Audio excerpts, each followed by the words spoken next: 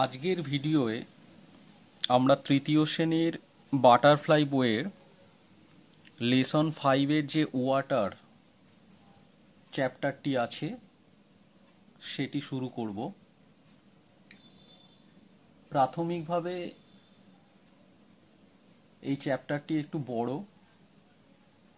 তাই দুটি পার্টে আমি তোমাদের যে মূল প্যারাগ্রাফটা আছে বা স্টোরিটা, সেই স্টোরিটা বাংলা যে অর্থ সেটা অনুধাবন করানোর চেষ্টা করব।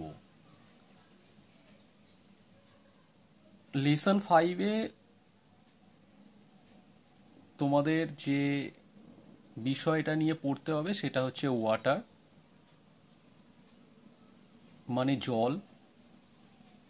এই জলের বিভিন্ন প্রয়োজনীয়তা, তার উৎস, তার অভাবজনিত ফল বা তার স্কারসিটির প্রবলেমে কি কি হতে পারে, গাছপালা জীবজগৎ কিভাবে জলের উপর নির্ভরশীল, ইত্যাদি বিভিন্ন টপিক এখানে মা এবং মেয়ে, অর্থাৎ রুবি এবং তার মা, এই দুজনের ডায়ালগ ফ্রেম বা কথোপকথনের পদ্ধতি বা মাধ্যম দিয়ে মূল প্যারাগ্রাফটা বা মূল সাবজেক্টটা এগিয়ে চলেছে। জল নিয়ে এখানে তোমাদের দুটো টপিক আছে, একটা পরে আমরা অ্যাকোয়াটিক অ্যানিম্যাল বা জলজ যে প্রাণী সেটা পড়ব, আর তোমাদের আজকের যে ওয়াটারের প্রথম যে পার্ট সেখানে আমরা বইটা উল্টালে দেখতে পাবো অ্যাট দ্য ব্রেকফাস্ট টেবিল, অর্থাৎ প্রাতঃকালীন যে খাবার তার টেবিলে বা সকালে জল খাবার খেতে খেতে তার টেবিলে মা এবং মেয়ে দুজনের কথোপকথন হচ্ছে জল নিয়ে। তো সেই বিষয়টা নিয়ে আমরা এখানে আলোচনা করব।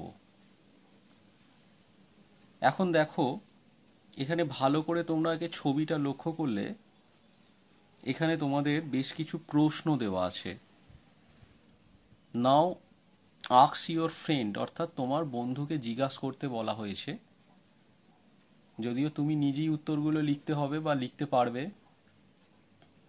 তো আমি প্রশ্নগুলো কি কি দেওয়া হয়েছে একটু বলে নিই।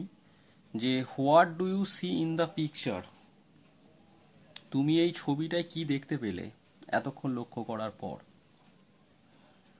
দেন দ্বিতীয় প্রশ্ন হচ্ছে what is the girl doing, এখানে যে মেয়েটি বসে আছে অর্থাৎ খাচ্ছে খাবার ব্রেকফাস্ট, সে কি করছে সেটা বলতে হবে।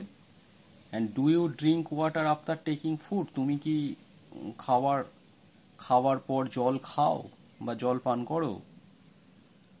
হোয়ার do you get water from, next question হচ্ছে where do you get water from, তুমি জল কোথা থেকে পাও। এবং why do you need water, এবং শেষ প্রশ্ন এই ছবিটাকে কেন্দ্র করে যে তুমি জল কোথা থেকে, মানে কি প্রয়োজন তোমার জলের, why do you need water, আমাদের জলের কেন প্রয়োজনীয়তা পড়ে। আমি এই প্রশ্নগুলোই সুন্দর করে আমার খাতায় উত্তর হিসাবে লিখে দিয়েছি, সেটা তোমরা দেখতে পারো। এবং যদি তোমরা নিজেদের মতো করে উত্তর লিখতে পারো তাহলে তো খুবই ভালো হয়। আমি জাস্ট হেল্প করার জন্য কিছু এক্সাম্পল অ্যান্সার হিসাবে সেগুলোকে তোমাদের সামনে তুলে ধরার চেষ্টা করেছি। চলো দেখি তাতে কি লিখেছি। প্রথম প্রশ্নে কি বলেছিল, প্রথম প্রশ্নে বলেছিল what do you see in the picture, তুমি ছবিটায় কি দেখতে পাচ্ছ। আমি লিখেছি I see in the picture a girl is taking breakfast and her mother is watching হার।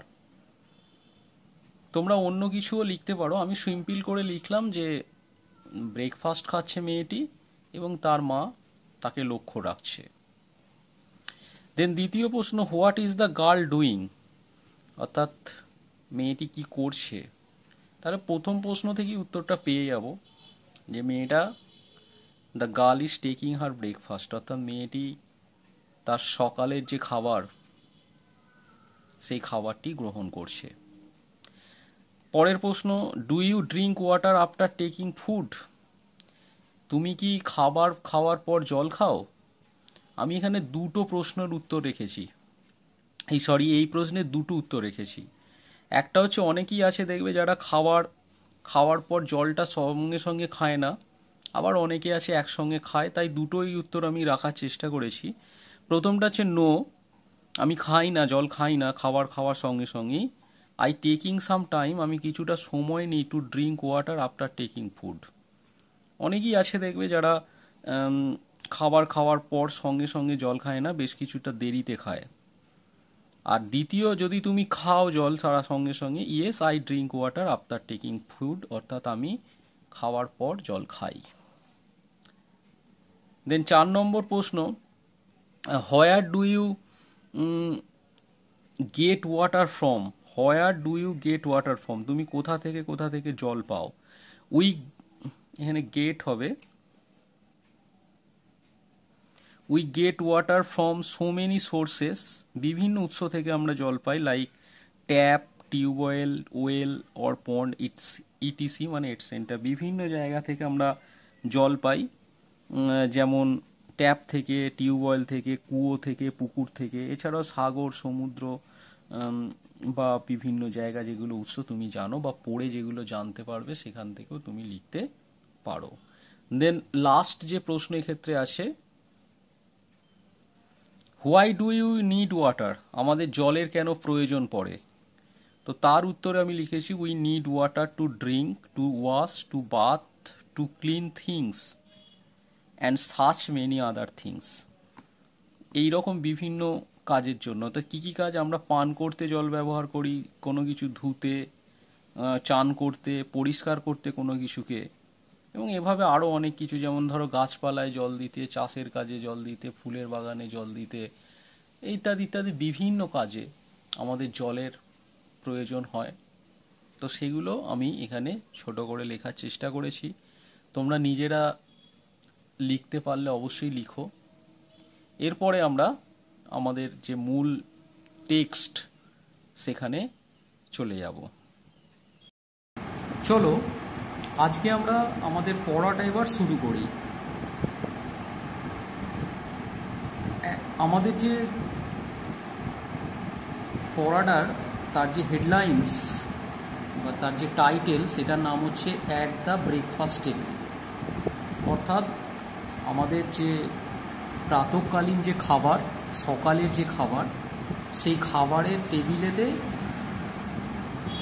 মা এবং তার মেয়ে রুবি উভয়ের যে কথাবার্তা, সেই কথাবার্তা নিয়ে আমাদের এই গল্পটা এগিয়েছে একটা ডায়লগ মেথডে, কথোপকথনের মধ্য দিয়ে।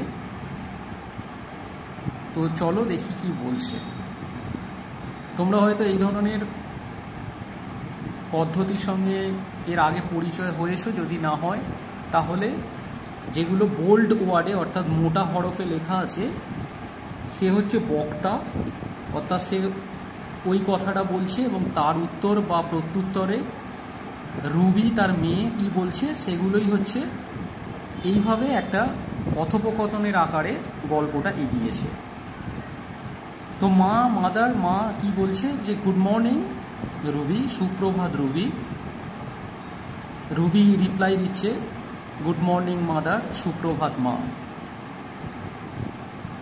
মাদার বলছে টুডে ইজ সানডে, আজ রবিবার, but you are looking very sad, কিন্তু তোমাকে একটু মনমরা দেখাচ্ছে। এনি ট্রাভেল ডিয়ার, কোনো সমস্যা হয়েছে প্রিয়? রুবি তখন বলছে ইউ আর রাইট, তুমি ঠিকই ধরেছ, আই অ্যাম ভেরি আনহ্যাপি, আমি আজ খুবই মনমরা, আমার আজকে মনটা ভালো নেই। তখন মা জিজ্ঞাসা করছে হোয়াটস দ্য প্রবলেম চাইল্ড, বাছা আজ তোমার সমস্যাটা কি, কি হয়েছে তোমার? রুবি তখন বলছে লাস্ট নাইট, গত রাত্রে, I had a bad dream, আমি একটা খুব বাজে স্বপ্ন দেখেছি। I am still feeling afraid, আমি সেই স্বপ্নটা সম্পর্কে এখনও ভয় পাচ্ছি। মা তখন বলছে মাদার বাট ওয়াই, কিন্তু কেন ভয় পাচ্ছ? হোয়াট ওয়াজ দ্য ড্রিম, সেই স্বপ্নটাই বা কী ছিল?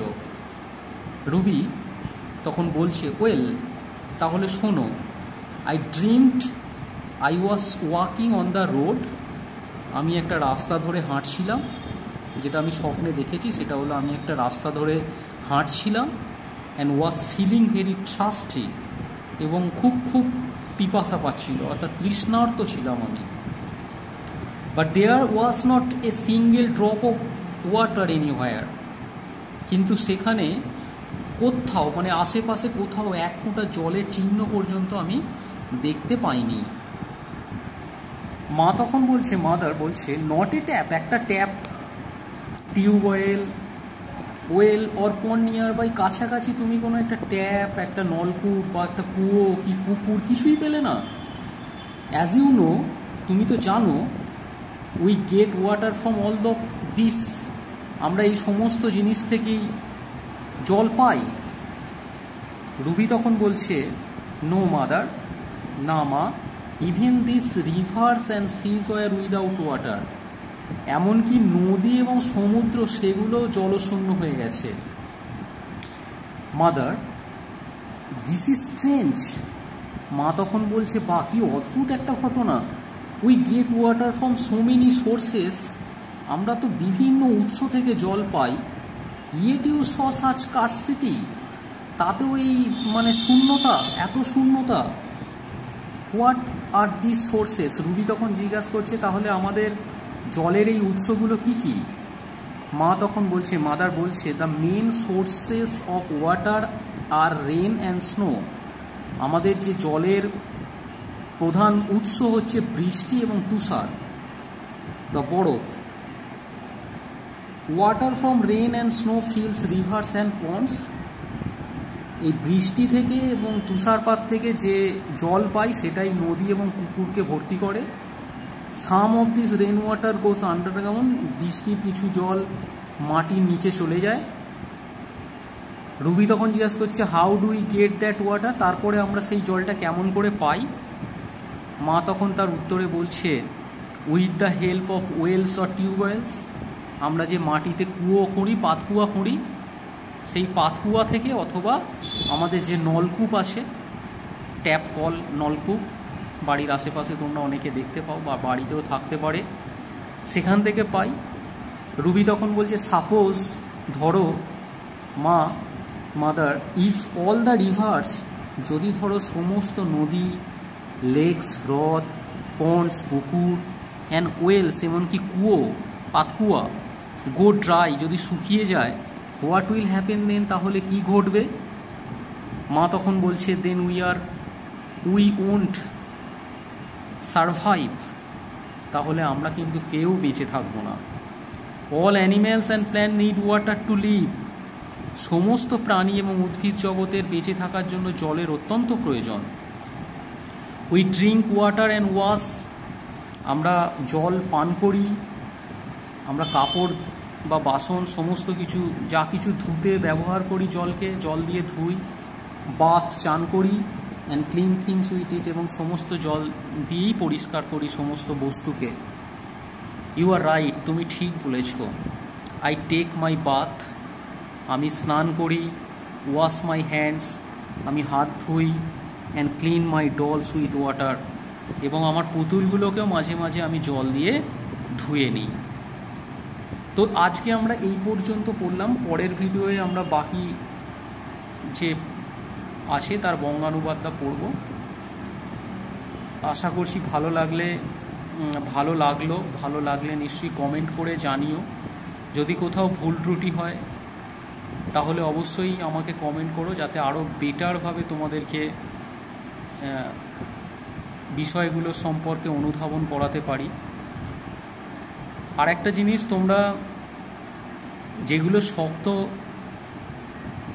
মানে আছে, যেগুলো তোমরা এর আগে কখনো শোনোনি, যে শব্দগুলো, সেই শব্দগুলো খাতায় লিখে তার বাংলা মানেগুলো লিখে নিয়ে তোমরা গার্জেন বা অভিভাবকদের দেখিয়ে নিও। তাতে তোমাদের ইংলিশ ভোকাবুলারিটা বাড়বে, আর ইংলিশ ভোকাবুলারি যত বাড়বে তত তোমরা ইংলিশ বিষয় সম্পর্কে যে ভীতিটা সেটা দূর হবে, এবং সহজভাবে যে কোনো বিষয়কে বুঝতে পারবে।